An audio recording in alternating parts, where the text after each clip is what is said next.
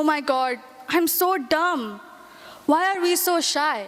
What are we so afraid of? Judgments. When we judge others for their actions, we pick and drill into their insecurities. When we laugh at them when they dance or speak or even simply stand, we make them feel insecure. Insecurities are like parasites. They live in our mind, chewing away at our thoughts and happiness, amplifying the fear of judgments. As a child, I've been ridiculed for my dark skin, crooked teeth, and my stutter. Those were my insecurities. They led me to become a shy, introverted, and an awkward teenager. Instead of being brave and bold about them, I was basic and buried in my books. One night, after heavy contemplation, I sat up and pulled out a notepad. It was time to make changes, big changes. I wrote down everything I lacked: self-confidence, self-esteem, personality, growth. As the frustration grew, so did the hunger for progress. As a result of these new observations, I participated in multiple model events. I took part in small essay competitions. I even started my own blog. Everything that made me uncomfortable, I did. Little did I know that speaking with responsibility, writing with restrictions, and pouring my thoughts out to the world would make me open to a whole new whirlpool of judgments, ridicule, and criticism. But I had an escape: dancing. I started training in Indian classical dance at the age of 5. It gave me the space of expressing and completely losing myself in music. It gifted me with grace, posture, and a sense of belonging. The way dance consumed me gave me the confidence to wake up every day that I never thought I'd have. In school, I became the obvious choice for any inter-house dance competition. Yet, I was still that shy girl. I was finally seeing myself as the poised, graceful young girl, but I still couldn't muster up the courage to ask for something that I wanted, to put forward my opinions, to argue. Until I enrolled in NCC, National Cadet Corps. Even the name is intimidating, let alone the people. It's a whole new world, a world you cannot survive without a physical and an emotional turmoil. Unity and discipline, that's NCC's motto. Discipline, something that we lack in some or the other factor.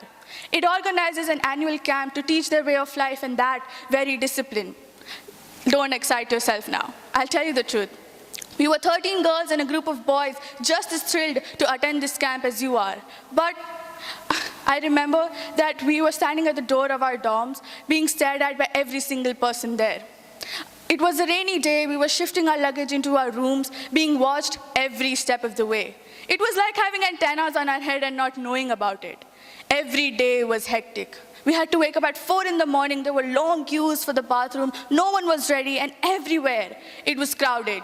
But that didn't stop us, That didn't stop us from bagging the gold medal by performing the best drill.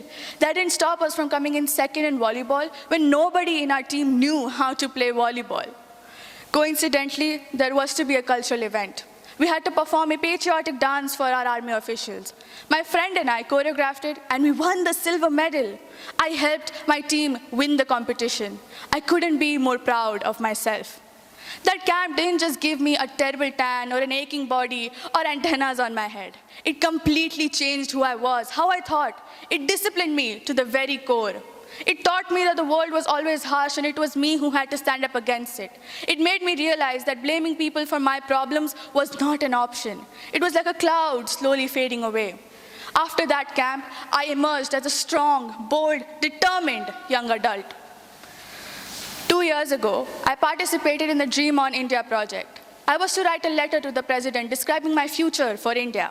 I went into it with zero expectations. I even had to illustrate it. I don't know the first thing about sketching, and I did it anyway.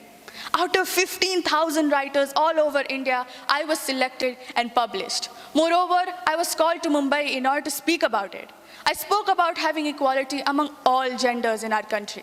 The way we forget that the world isn't just divided between two sexes, yet many other genders and sexualities that remain and aren't recognized. All of my work had paved way for me to have this opportunity. This chance gave me the confidence over my work and pride over my opinions. I owe it all to that one girl who made that one decision to change everything. That girl who did not bow down to what people said about her and worked herself up to a point where she took pride in herself. That girl who recognized who she was and her capabilities and did not let her go. I am proud to say that that girl was me, and I had the confidence to change everything for the better. I guess what I'm trying to convey is that sometimes things aren't handed to us. Only people who do less ridicule the people who do more. Insecurities will always be there, but it's our choice to accept them, to work on them. They will make you feel less, weak and unimportant. They will push you away, but it's our choice to accept it. We are not what people say we are. We are who we know ourselves to be.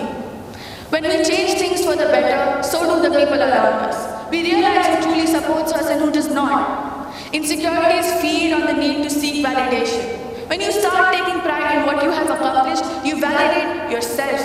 Look into yourself, make friends with yourself, get to know yourself. Only then can you chart your way to success, to pride, and ultimately to security. Thank you.